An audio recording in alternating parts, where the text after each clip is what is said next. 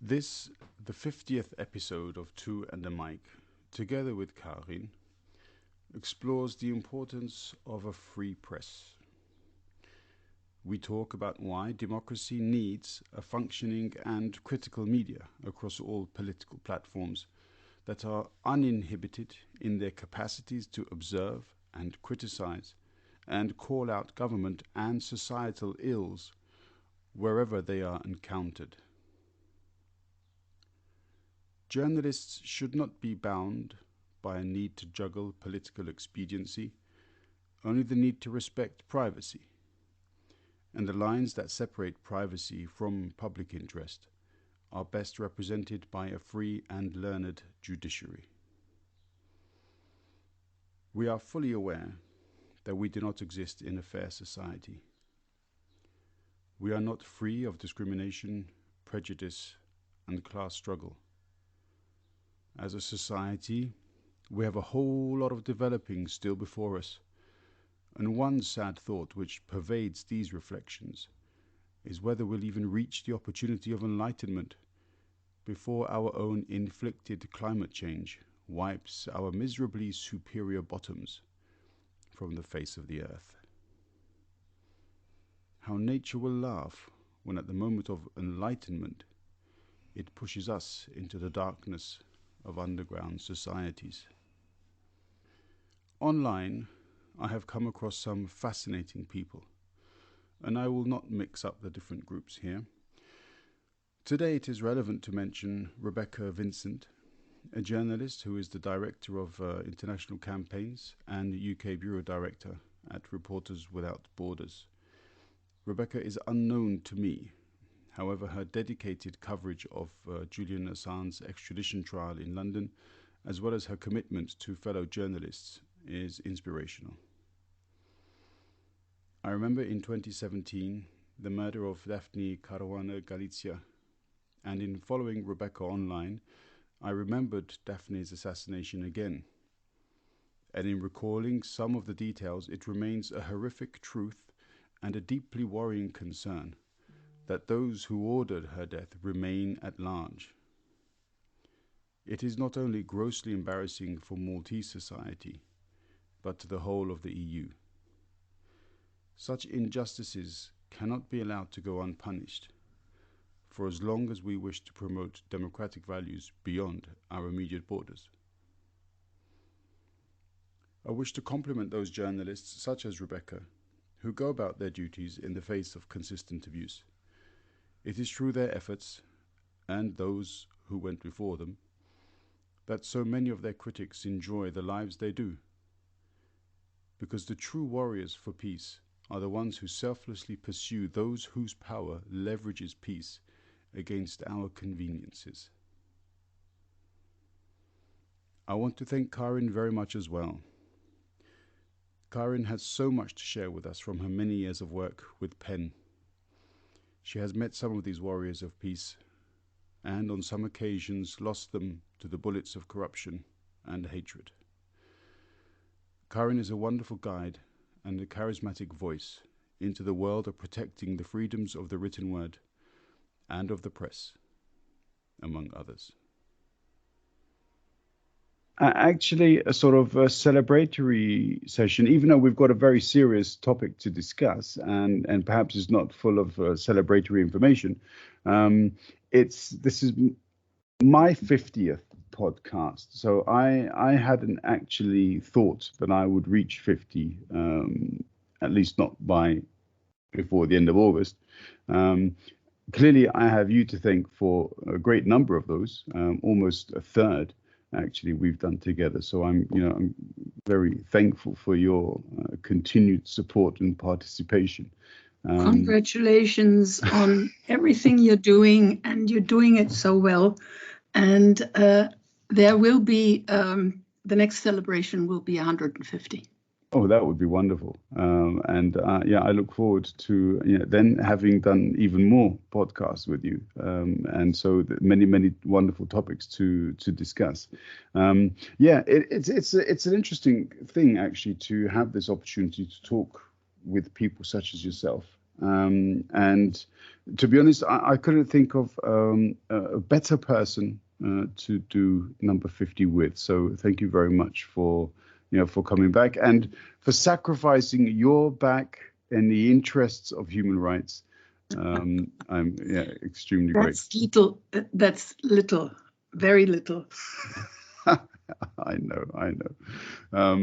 All right. So yeah, you had this wonderful suggestion, which really dovetailed with the kind of story that I also wanted to talk about with you.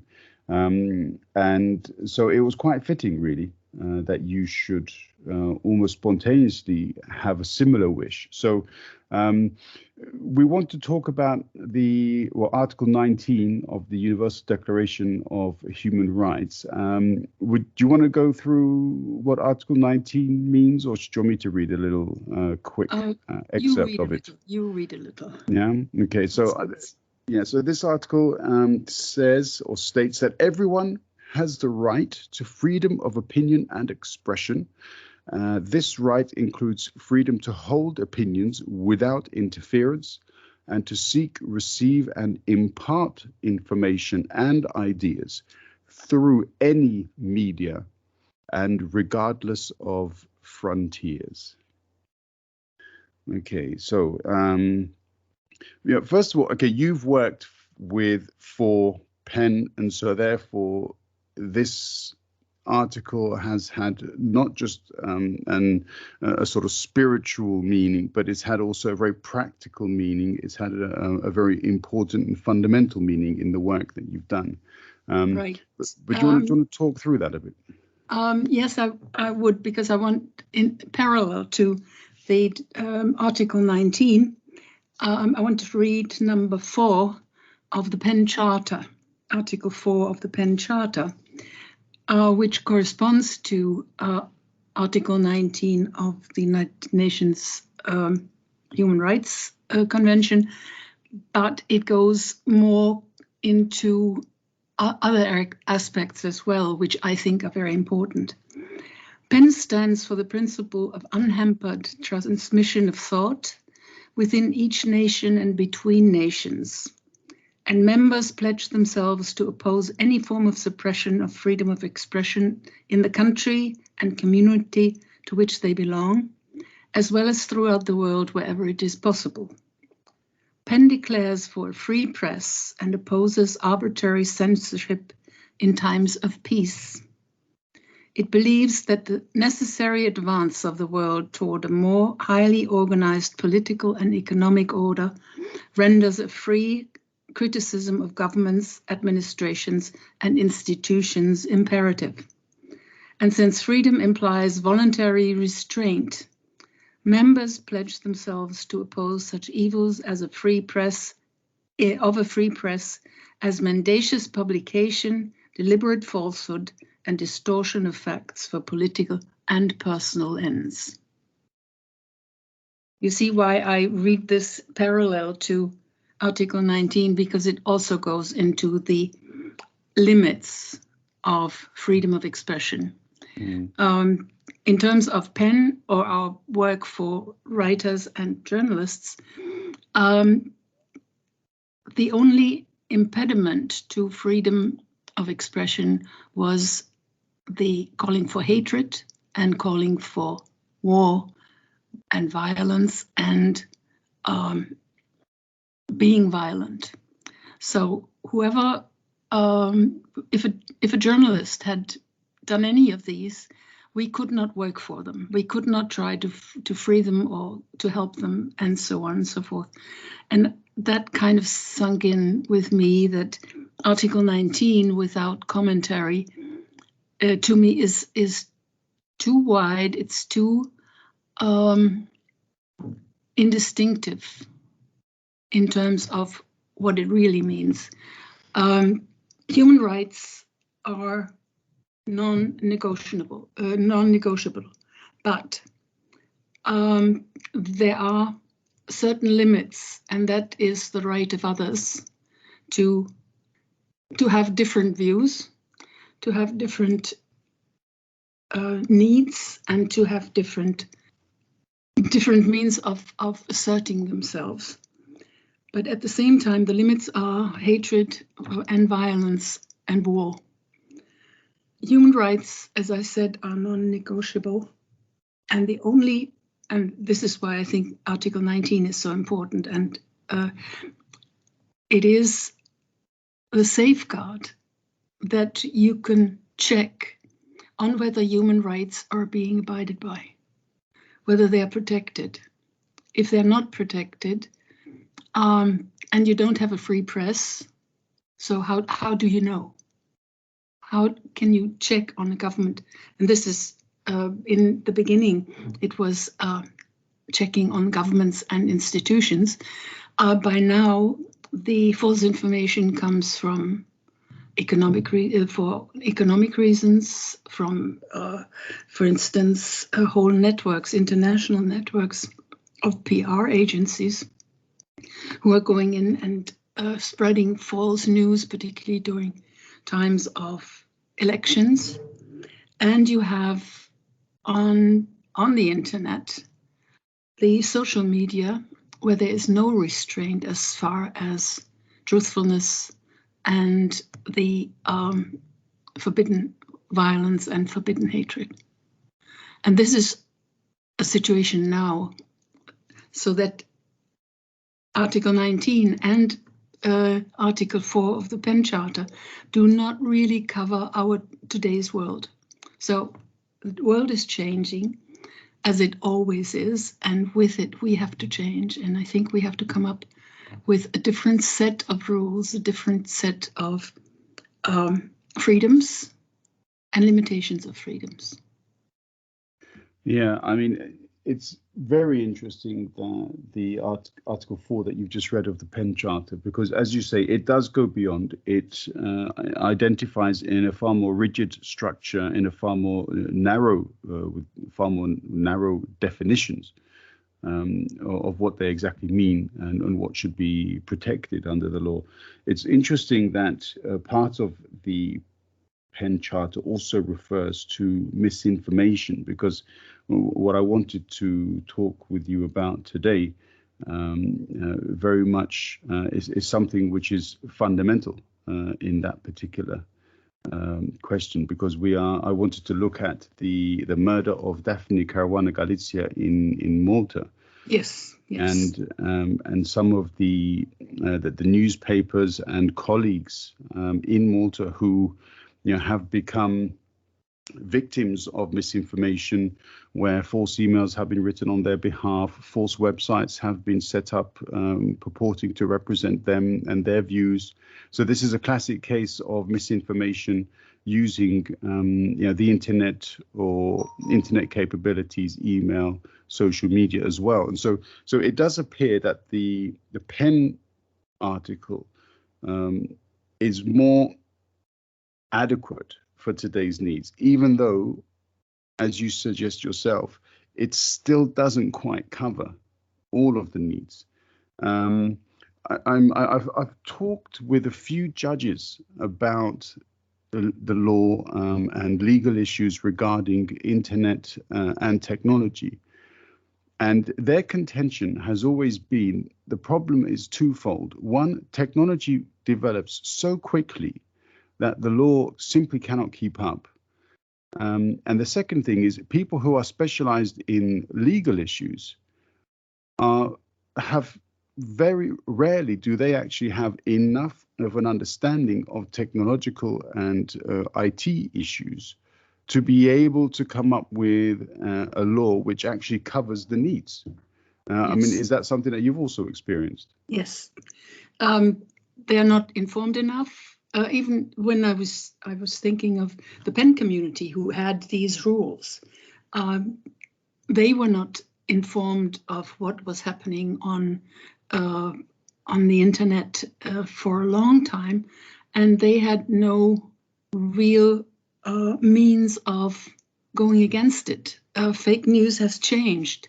Fake news in the beginning, or in that sense, was fake news or misinterpretation of a reality by political parties or states, in state radio, in state media, in media by special interests, economic interests, political interests, private interests.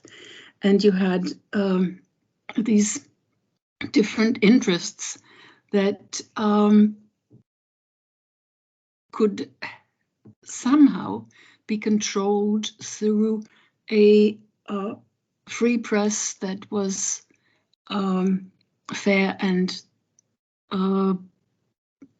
square, which you had to look for wherever you went. But at least you could find it. The information today comes through different sources. And who reads today 5 or 6 newspapers and listens to 5 or 6 stations, which you had to do if you worked for human rights causes, because you needed to know what other people thought, and you had to find your trusted media, or you had to find the angle that you could deal with. And this is today, it is no longer possible. It's too intricate, it's too difficult, it goes too fast.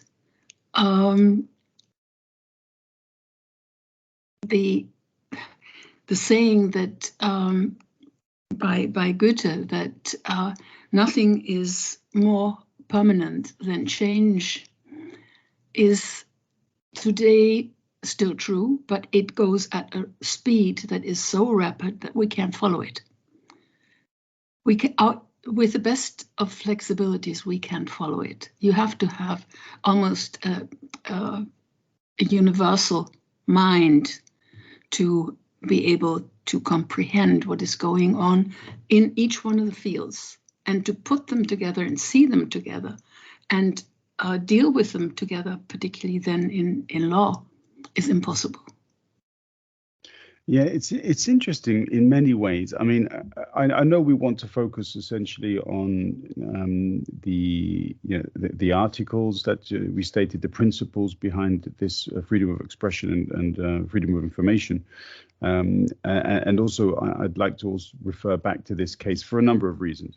But there are so many important points that need to be raised with this. If you are, for example, an investigative journalist, you become a part of the story, unwittingly perhaps, but you become a part of the story because you essentially uncover these hidden truths which nobody had access to. And the more protected these truths are, the greater the potential danger that an investigative journalist may find themselves in, as was the case with Daphne, yes. Unfortunately. And the number of others. I mean, you would know far more than I do in this particular area, and the hundreds and thousands perhaps who have been killed for uncovering the truth. The unfortunate reality, though, is they become so committed, so dedicated, so embroiled within the details of their investigation and their pursuit. They are not always able to extricate themselves from that, the deep hole that they find themselves in, that they can look above the parapet and see the connections with other investigations or with other groups or organizations. I mean, sometimes they can, and they draw together a net. And this is why I think there is this network that pools together so many different groups of journalists, because they see that it's too much work for small numbers of individual journalists to work on. And so this is where people come together, communities come together to be able to link these stories and to put them together into a much larger view, a much larger vision.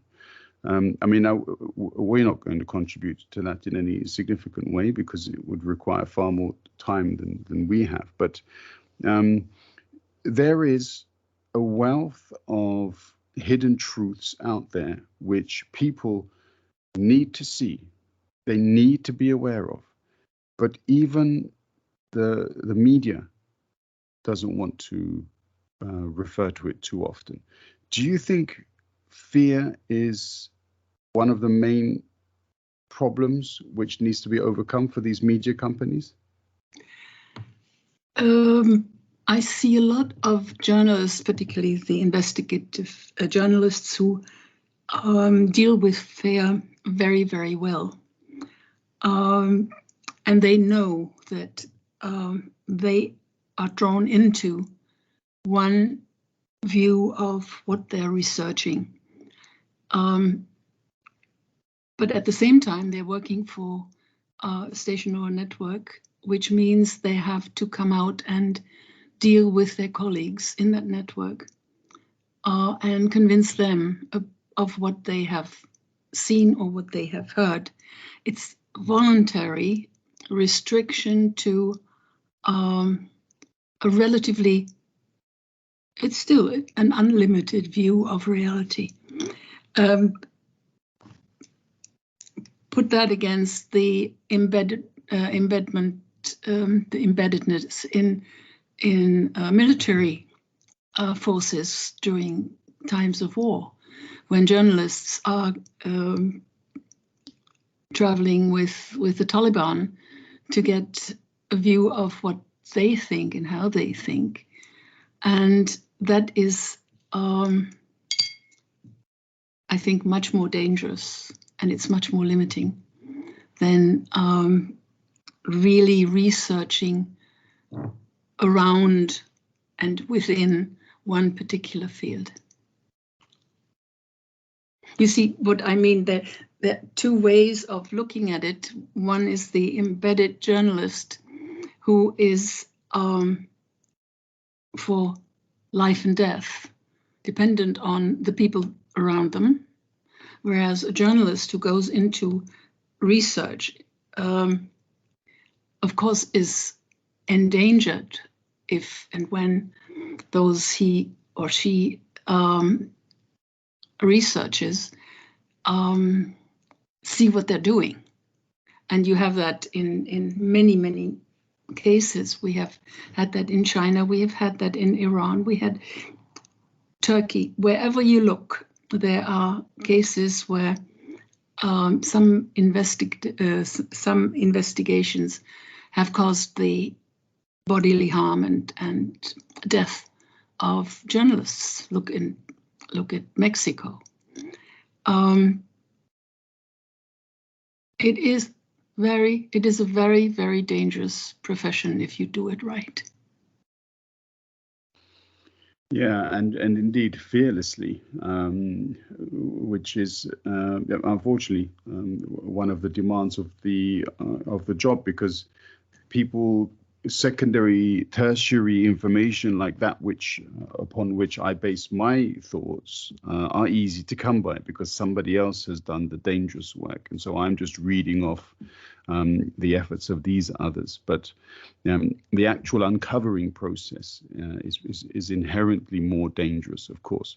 Though others who also refer to these events, refer to these investigations, they are essentially, spreading the news and furthering, as it were, the agenda of these brave souls who go out and do what they do. Absolutely. With regards to Daphne, then, so I mean, her death occurred in 2017 in Malta.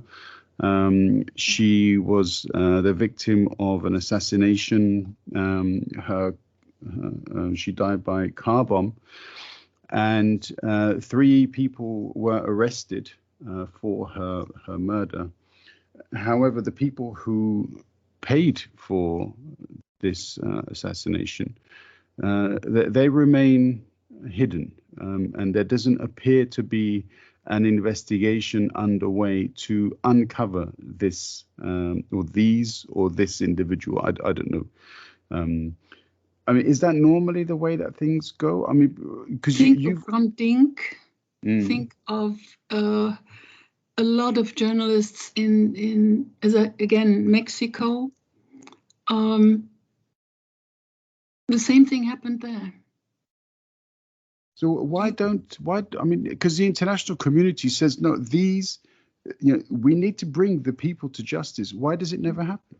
Okay, in the case of Hrant Dink, we understand you have a state which is completely against the peaceful agenda that Hrant Dink had. But in other cases, is that always the way it is? It's not always the way it is, but it is in quite a few number of cases. If the journalist investigates anything that hits close to home, to the government or to those in power who feel their power is threatened if it comes out that they had their hand in the murder of an investigative journalist, then they with everything they have, they throw every defense up that they can, and it's very, very hard to get at them, to find them. You have that in Russia, you have that in China, you have that in Iran as well, in Turkey. Mm-hmm.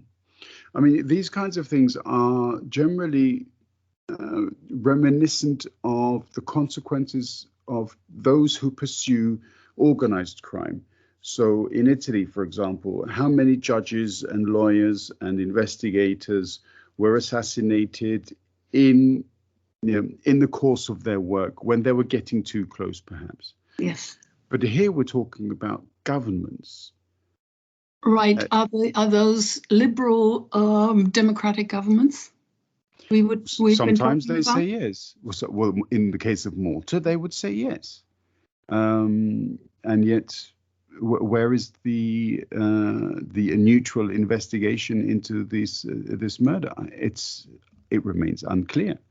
So I mean, this is the point, isn't it? So exactly how democratic is a government if it refuses to authorize a no holds barred investigation into the killing of somebody who, by all accounts, was their number one journalist? That's in fact the measuring stick of democracy and liberal aspects of a government. If they don't do that, there's something wrong in that. There's something wrong in the state of Denmark. I mean, I don't want to become too dramatic on the issue, but I mean, a similar accusation can also be made of the USA when you have, the president was assassinated in 1963. They immediately had Lee Harvey Oswald in custody. Within a couple of days, he was killed. End of case, because he was the sole killer and so on. And even though the commission was later on found to have been faulty in its conclusion, I think in 1970, when there was a new commission that held an investigation into the Kennedy killing. But then no investigation followed as to what the real case was. And to this day, there is no real conclusion. They don't really know. No conclusion, but there have been investigations. The only big problem is America is a democracy in one respect. It has parties, it has elected parties, but the parties are so strong and so powerful that they can, if they are implicated, they put their defenses up. And if there's an interest group that wanted not to be thought of in line with the assassination, they will put up the defenses so that nobody is found who really is behind it. And this is it's a question, it's a problem. I don't have any conclusion for. It pains me no end because it's everywhere. the question of democracy is getting to be a very, very precarious one. If you think about a democratic state, which one is democratic? Which one would you say is more than 50% democratic? Well, what is your interpretation of democracy? Because I don't recognize any purely democratic states. I mean, some people would point to me as Switzerland, but I don't know. I mean, is Switzerland truly democratic? Perhaps more than others, but right. Yeah. I'm for the principles of democracy, of equal rights, of freedom of the press, but we don't have it 100% anywhere. No. Not 100%, no. But I mean, okay, some people would say, but yeah, then 100% democracy would never work. Look at what happened in ancient Greece and the old Athenian League and so on. Yes, fair enough. All right. It's very, very difficult to manage. And so we have this concept of representative democracy because we feel that's the easiest way to govern. Unfortunately, when the many elements of what should be good governance, however, fall by the wayside, then there are questions that need to be asked. So, I mean, essentially what we're talking about is there would be no need, or there should be no need for investigative journalists if the checks and balances of a democratic system would work. Yeah. Yes. Exactly. And this is what my answer to your question was. This is why we need investigative journalists, and we should be proud of them, and we should support them, and we should. I don't like the word hero, but they are very, very brave. I saw a CNN report today by one of those women who I really admire most, and that was Clarissa Ward. She was interviewing the Taliban, and she was asking the right and the direct questions. And of course this is dangerous. Of course this is dangerous. But you have those people, you have them sometimes where you don't expect them. But they're not that many either. Because they know what is at stake, their lives, their families. I wanted to become a journalist when I was very young. And I debated it with myself a long time. And I said, no. I want to be free to criticize, free to go against government regulations if need be, for the benefit of those we need to help because they are being persecuted. And that you cannot do as a journalist. You cannot take sides as easily as somebody who is non-journalist. And I didn't want, I wanted to take sides. We expect from journalists that they are relatively neutral, which of course is ludicrous. Look at the American system of television. You have Fox News, you have CNN, and they're in their own bubble, and the journalists are in their own bubble. And the readers are in their own bubble, and then you have communities split by these bubbles, and it's the echo chambers. Horrible. You have that here too. Everywhere. You know, the smaller papers, the local papers. There's one is CDU, one is SPD. You know, why should a paper have affiliations with a party or with the government? To me, they should all be independent in the sense that they should be able to take sides for the good, for the principle, not for the money or for the ideology. But that's you and I. We don't make the rules. We don't. We can't interfere. We can only note, and we can only criticize. And many people don't even understand what we're talking about. Yeah, because a lot of people don't want to consider these issues because they believe this borders on the conspiratorial. They believe this relates to the kind of deep waters which their lives will never make contact with. But unfortunately, these are actually elements which bubble up. These do not remain in those deep waters far away in some kind of a sea which is completely far away from our reality, because the bubbles do rise up. So when you talk about the papers that you talk about affiliated to the ideologies and the political parties that they are affiliated to, they essentially pass on a certain way of thinking which becomes ubiquitous. People are then forced to believe the truth that it continues to be written there. I mean, there are some reputable newspapers in many of these countries, and yet they publish, for example, adverts against Annalena Baerbock, for example, in the run-up to this election. And these were adverts which were, borderline hate messages, and it's horrific that they should be allowed in a democracy. Even if they are not forbidden to do it, they shouldn't. They shouldn't. It shouldn't come to their mind to do that. They should be ostracized for doing this.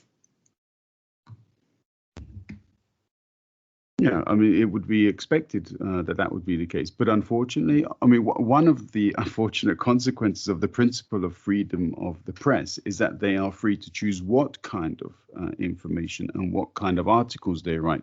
This concept of objectivity, however, has gone out the window ever since. And this is quite, strange in many ways, that there is an adverse relationship between freedom of the press and the sort of growth of the internet and people's access to social media, because newspapers are now competing to such a great extent with the world's ability to produce its own news, its own media, that the only way they can maintain their, I suppose, market share, it's business. They get sponsorship, and so that essentially you sell yourself to those organizations and companies that can afford to keep you running.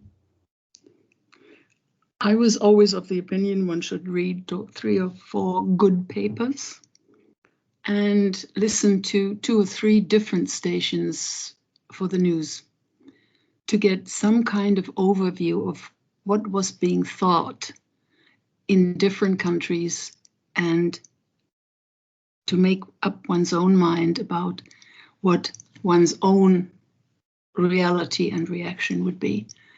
I don't know almost nobody who does that, who still does that, except scholars. Yeah, academia can, because academia says we're conducting research, so therefore it's correct for us to analyze these things. But most people don't have the time. Most people don't have the will. I find it difficult, for example, to read some of the right-wing papers in the UK. I do attempt it. I'm also subscribed to GB News because I like to see what they have to say. And I mean, some of it I find absolutely ridiculous, but I kind of tend to take it in good jest. But I mean, again, I could read a lot more of the right-wing press. I don't have the patience for it, because they're so judgmental. It's and there I am being judgmental myself, so that's a bit of a contradiction. But I feel that I have proof for my judgments, whereas I don't feel that it's often justified on the other hand. But obviously, that's a very biased view of my own view. I would agree, because after you've read or listened to such media for, let's say, 10, 20 times, and you know, then you can analyze what is in there, why they bring it, whatever they bring, the way they bring it, what they're trying to do with it, what they're trying to find in their readership or in their audience. And as I said, when we talked about books, if I read a book or start reading a book, and by some 20, 30, 40 pages, I see, oh, this is not what I want to spend my time with or on, I close it, and I close the papers, and I turn off those radio stations, of television stations. So I think we have to educate people more on how to deal with the media. But first of all, we have to educate the journalists to do their job and do research into all directions, and then come up with their analysis. And for us to learn how to deal with the different types of media that exist. There always will be fake news. There was fake news 200 years ago, and a lot longer. And we won't be able to eradicate it, but I think we should learn to identify it. And many people cannot identify it. Yeah, I mean, in the old days to which you refer, usually the truth was either dependent upon the level of seniority or authority of an individual within society, which is something that in some ways is mirrored by modern society when we are in court, for example. So the words of a lowly person would not in any way be comparable to that of a prominent business person, for example. I mean, these kinds of inequalities still exist today. But there was also the fact that whoever delivered the news first, quite often into court, would be the one whose version of events was more likely to be followed if it was indeed advantageous to the ruling elite.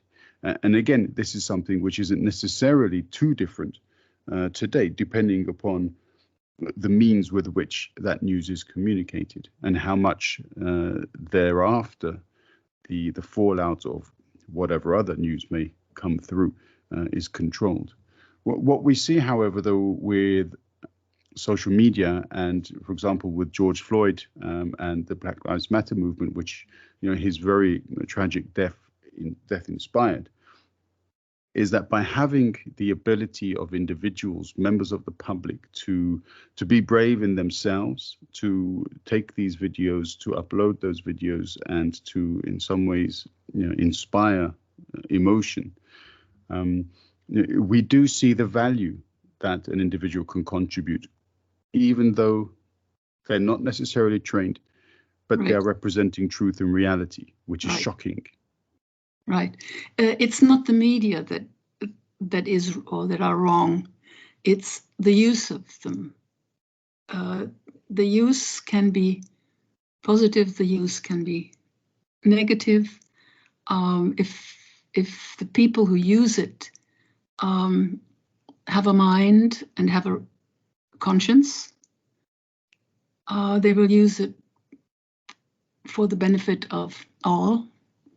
And those who don't have these characteristics will send more and more and more fake news and hatred and violence through the media.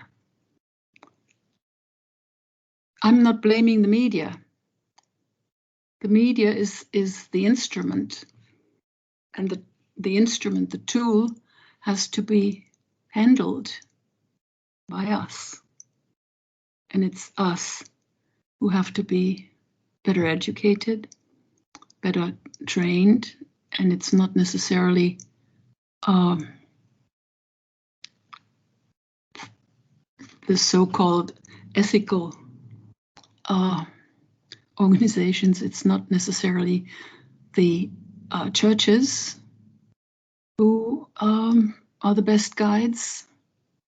Even there, you have to see whom you would trust to not exclude the rest of the world. It's a problem all around. I was thinking of the religious media in America, and those are bubbles I don't want to be caught in. Mm. But it's not limited to those. I mean, those individuals operate within in some cases, local communities, in some cases, perhaps on a national level because of, I think, God TV and so on that they have there. Mm-hmm. But I mean, it's not just an American thing. I mean, we've seen 2,000 years of the church and 1,700 years of the church at most. And the oppression that then followed with the pursuit of growing their Christian ideals, the role of the church, and so on. And then we've seen other religions as well, which have, at some stage, pursued very aggressively the growth and development of their own power base. I mean, this unfortunately is the way that religions operate, and so therefore I do see the connection, and it's very much a difficult subject to jump into. So I agree with you that I wouldn't want to. It's not just the religions. It's any group or organization that projects their own truth as the only truth. Then they have to defend themselves. They have to be aggressive. They have to cut everybody out. And this is religious parties, political parties, it's private parties, it's economic setups, and so on and so forth. It is a pattern that has to do with defending your own truth, even sometimes if you don't really believe it, but it's your power base. Yeah, I'm sitting here nodding my head vigorously with each one of those groups that you presented. I mean, the economic side is also very interesting because, again, going back to the case of Daphne Caruana Galizia, she was one of the journalists involved. I don't know how particularly what the roles were within the investigation of the Panama Papers, but she was one of those who brought the Panama Papers out. She pursued their investigation with vigor. She identified a number of individuals, I believe also in Malta, who were involved with the Panama Papers and had a lot to cover. It's, when you attack the economic interests of powerful individuals, groups, governments, then clearly you're painting a target on your back. Is there no way to better protect journalists who have the public interest at heart? I mean, so many of these investigative journalists, they die alone. There's nobody there to protect them. Yes. Going back to what I used to worry about in Writers in Prison, this was a writers' association that was protecting their own, trying to protect their own as much as they could. It was a small group. International PEN has maybe 15,000 members and maybe 150 centers, but you can start a center with 20 people. For a long time, there was no equivalent to PEN for journalists. Then came Amnesty International, which was founded 9 months after Writers in Prison Committee in International PEN. And then very slowly, but very very forcefully came international journalists associations, national and international journalist associations. And they cannot protect their own if the countries where they do their research, if the governments of these countries don't protect them. Think of, again, Mexico. Mexico, you have the different kinds of mafias, the drug cartels, and so on and so forth. They kill the journalists, and the state cannot protect them. And I have sometimes had the feeling they really didn't want to protect them because they would go getting themselves into the fire. And this is where the interdependence of the population, the institutions, the free-flowing groups that have their own interests, where these clash, it's very, very hard to protect anyone. So shouldn't society then, for example, take it upon themselves to protect? I mean, I'm being a bit idealistic, maybe a bit naive, but louder voices, as in making demands. For example, when an investigative journalist, drops the paper, the Panama Papers, for example. I mean, how could society not jump on the bandwagon of identifying these individuals or these organizations that have stripped society of its wealth? They have stored a lot of this wealth, and in some cases, obviously legitimately. I'm not saying everybody who was identified in the Panama Papers had committed a crime, but there are questions that need to be asked.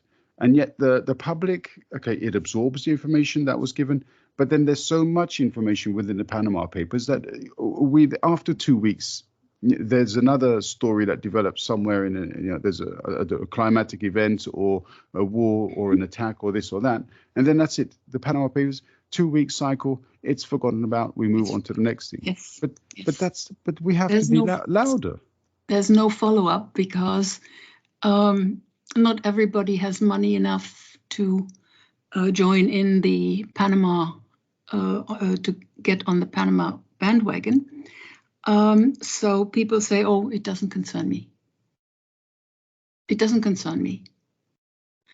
Not realizing that it is in 90% of the cases, it's public money that is embezzled and brought outside of the country and protected by indifference. Indifference by the people, indifference not by the journalists have brought it to our attention, but they don't have the power to really get the people, as you said, to react to it, because the people, their memory is very short. 2 days and they don't know what Panama. What are you talking about? Because there's a huge amount of sensational news that is being presented to us wherever we look. And it's very hard to really come down and say, okay, this is where it really is. This is where we really have to do something. And then there's the pandemia. Then there is the pandemic. Then there is the war in Afghanistan, and the attention goes someplace else. Yeah, and that's part of the problem too.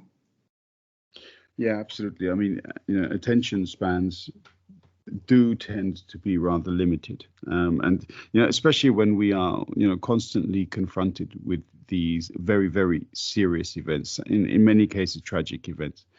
It's very hard to keep a hold of our sanity, I guess, in some cases. And this is also related to what I said earlier, when you have the investigative journalists who have dug away at trying to uncover the truth, and then they're so deep now that they can't see above the hole that they've created. This is very similar with international news. You know, we always look at the next event, the next event, the next event. We forgot what happened there. And in some cases, there are connections. I mean, why is it that these events are lined up?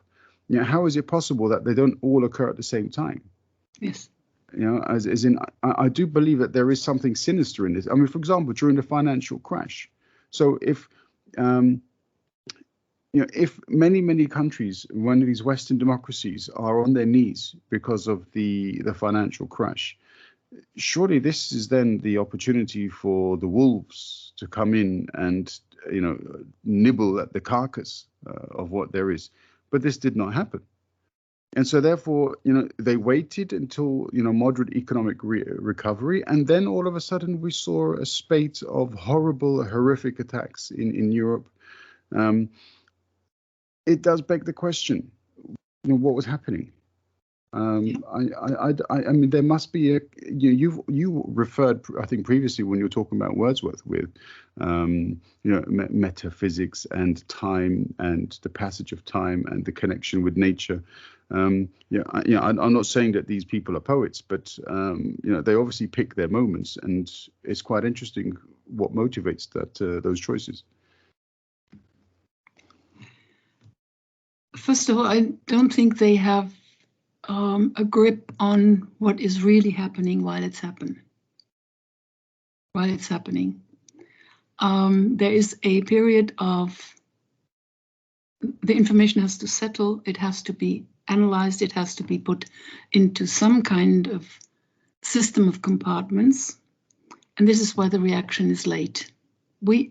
Anything, or in most cases, anything that happens, our reaction is delayed reaction, because we can't grasp it while it's happening. No. And I think that is a human problem and not a professional problem. But this is where we rely on professional politicians, theoretically, because these are the individuals who are in the know. They've been briefed.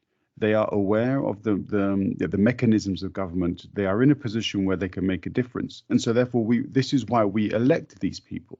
And right. Yet we see they are more than just fallible. In many cases, they're part of the problem. They're late. They don't think in terms of what comes after. In terms of the flood here in Germany, it was in the books. It was absolutely clear that this could happen. And in terms of the pandemic, there was no system or no thought of, oh, this is coming. What shall we do when the first and second and third phase are over? They do not plan for the future. And in that sense, politicians in most countries are at fault, and this is why nobody really trusts them anymore. I mean, I'm reading a book which was written in 2015 or 2016. I can't tell which, but it's written by Miriam Lansford, and it's the story of a woman who goes to live in the mountains with her husband. And she said that when she had quizzed a doctor as to what the next big tragedy is, the doctor said, yeah, it's the same as always, a pandemic. We fear the pandemic. And this was a book that was written at least 4 or 5 years ago. Yes. You know, so therefore, it does beg the question that if an author who went to live in the mountains was aware that a pandemic is the next big thing that's going to hit, or what society is most afraid of, how is it that the international governments were not aware of this? 40 years ago, while I was still in America, we had a group of friends, and we talked about, it was an exciting time. We talked about anything and everything. It was an international group of scholars and professors and students.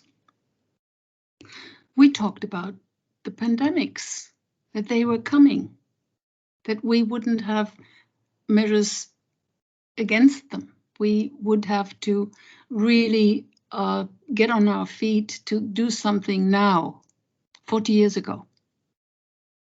40 years ago. And between that time, there had been SARS, there had been Ebola, there had been other pandemics, and now came the big one, and nobody was prepared. The health systems were not prepared. Some of the doctors were not prepared. The support systems, the infrastructure, the personnel was not prepared. And you can sit there and you freeze because you shake. You want to stop shaking because you're in a rage. Why? And then you start blaming yourself, and why didn't you scream? But you can't scream all the time. And here is yet another example of fake news, because we've seen, hundreds of thousands of people, if not into the millions, who have died purely because their governments refused to take action when they Absolutely. could. And I'm obviously looking at Brazil and the USA as two key elements here under Trump and Bolsonaro. And Yes. and these things continue. I mean, I see on Twitter on a almost daily basis, perhaps a weekly basis is a more accurate description. But there are right-wing influential people in the USA who have radio shows, who have political groups. And they come out on their shows and they say, the vaccine, it's a hoax, you don't need to wear a mask and so on. And then a few days later or weeks later, these people are dying from COVID. So clearly, the rubbish that they are talking about, for some reason, it still manages to attract people's attention. I mean, apparently there's now horse dewormers, as some kind of a product, a medication for horses to remove worms. Mm-hmm. People in America are using this because they believe it's better than the vaccine. It's absolutely crazy, some of the things that people come out with. So, I mean, I do understand when you talk to me about fake news and you say, it is symbolic of the society in which we live. Even if people were prepared or our governments were prepared, there would still be elements of society that would come out and say, we don't need your preparation. I could just take that's bleach. their choice.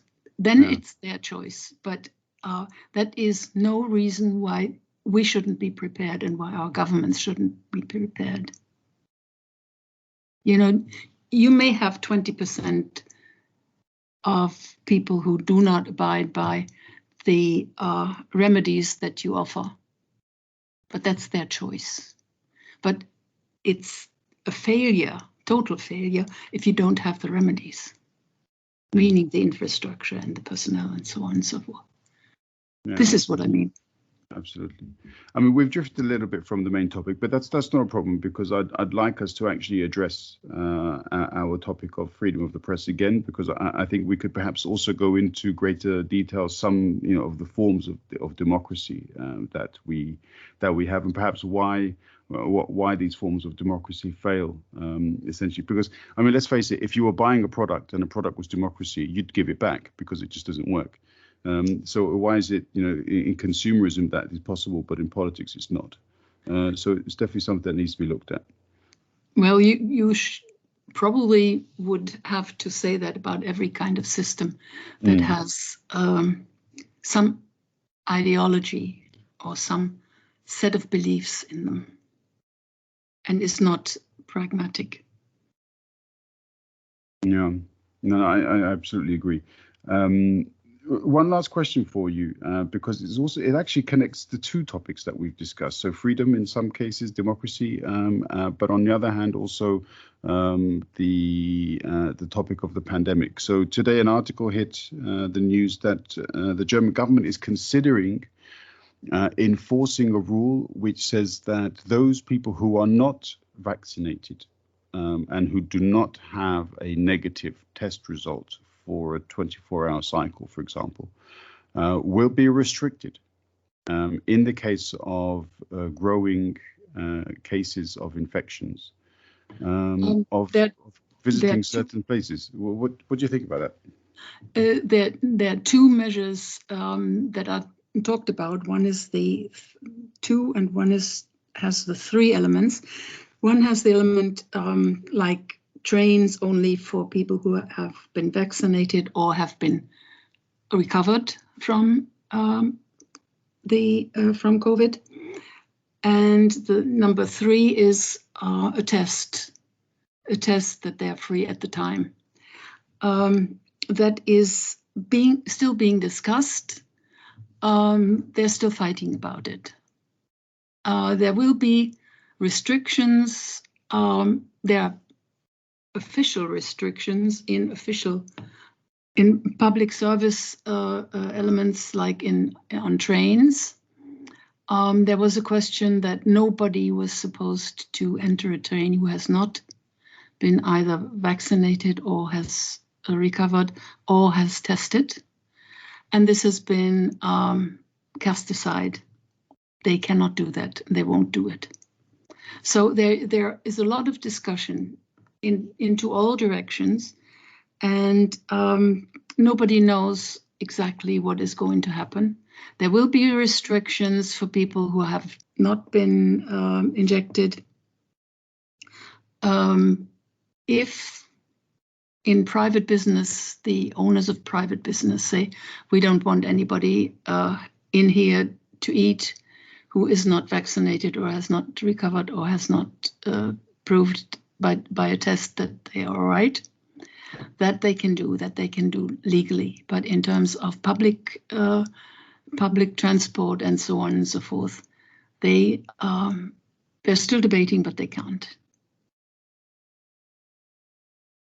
And they have more or less thrown that out. So it's nothing is settled yet. It's a matter of what do you think is more important, that those who are not immune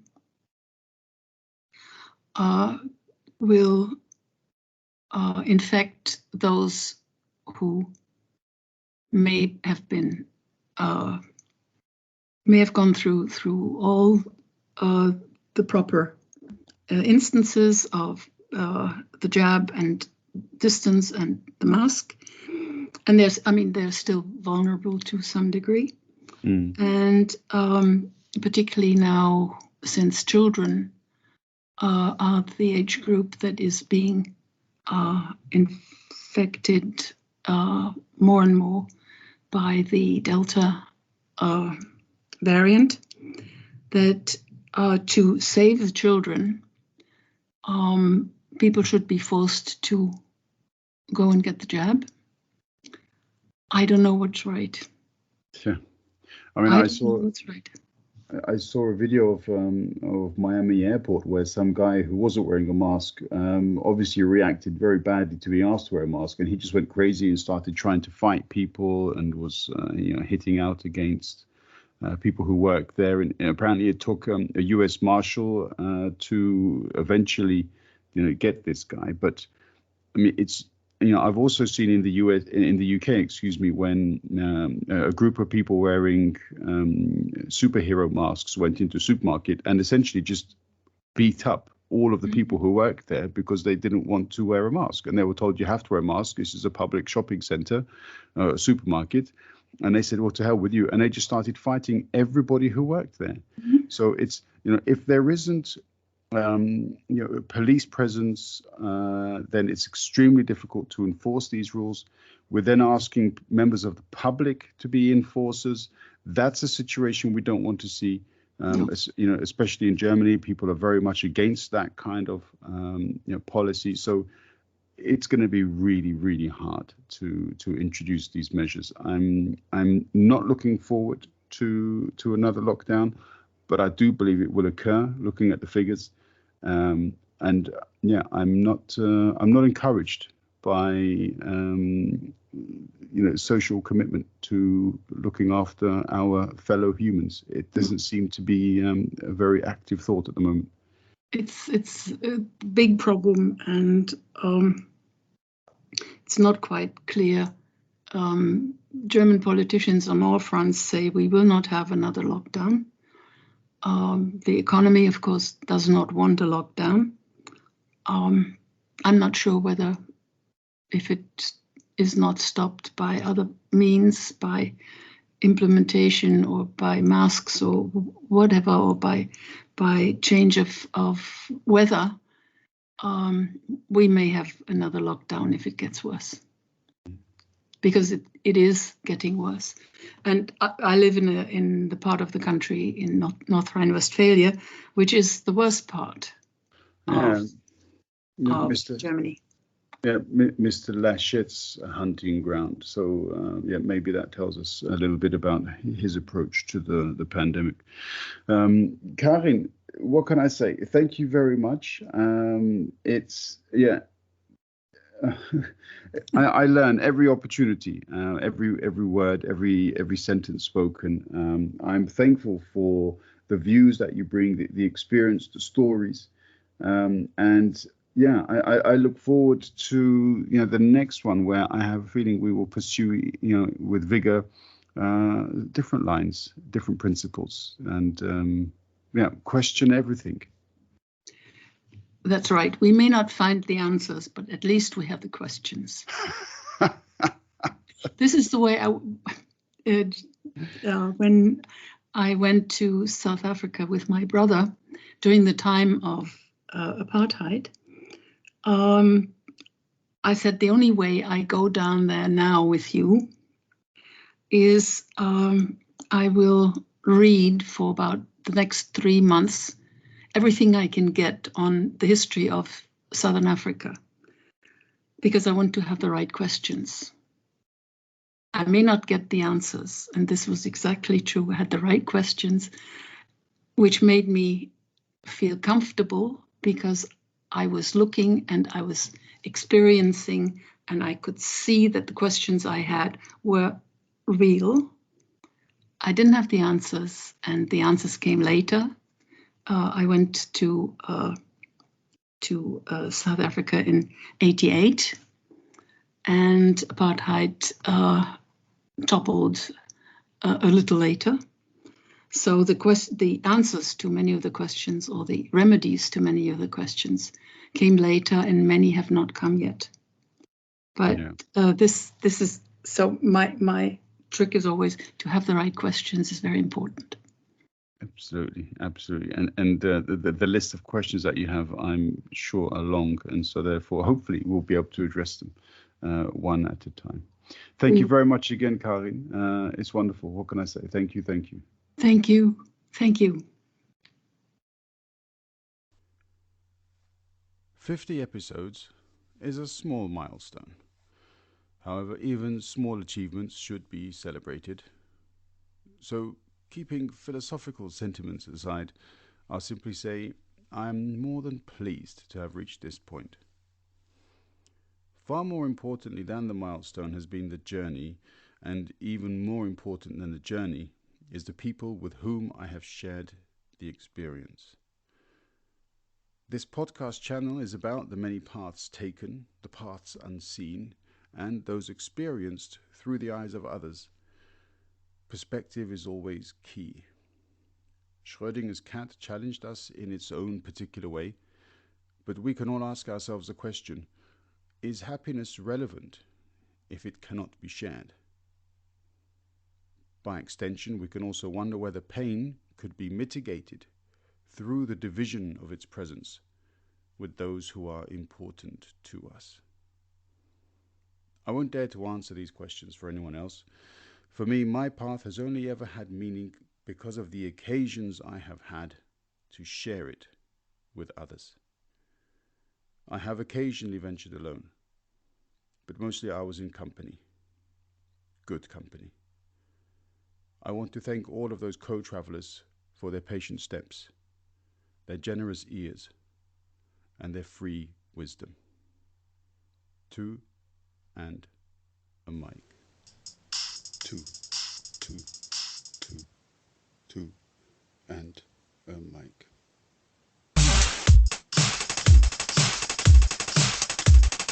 2 and a mic.